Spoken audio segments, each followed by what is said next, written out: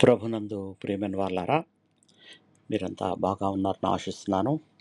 ఈరోజు యేసు ప్రభువారు మనకు ఇచ్చిన ఒక దీవెనని జ్ఞాపకం చేసుకుందాం. ప్రకటన గ్రంథం 21వ అధ్యాయం 4వ వచనము. ఆయన వారి కన్నుల ప్రతి కన్నీటి బొట్టును తుడిచివేయును.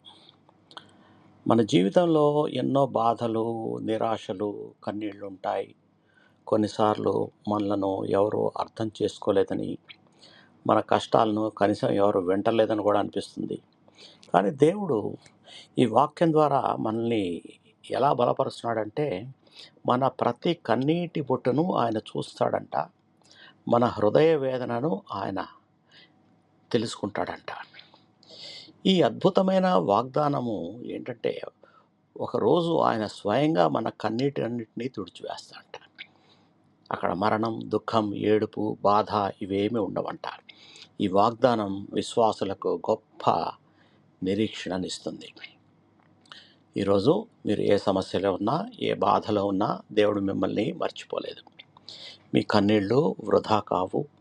ప్రభు అయిన యేసు మీకు దగ్గరగా ఉండి తన సమాధానంతో మీ హృదయాన్ని నింపాలని కోరుతున్నాడు.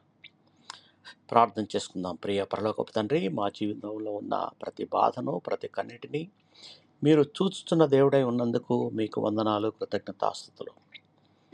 ఈ వాక్యం ద్వారా మీరు మా ఎడల ఇచ్చిన వాగ్దానానికి మీకు వందనాలు.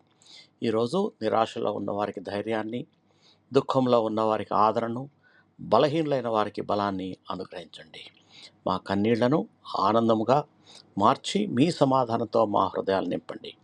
మీ ప్రేమలో మమ్మల్ని స్థిరపరిచి నిత్య నిరీక్షణలో జీవించుటకు సహాయం చేయమని మా ప్రభును రక్షకుడైన యేసు పరిశుద్ధ నామంలో ప్రార్థించి వేడుకొంచున్నాము తండ్రి.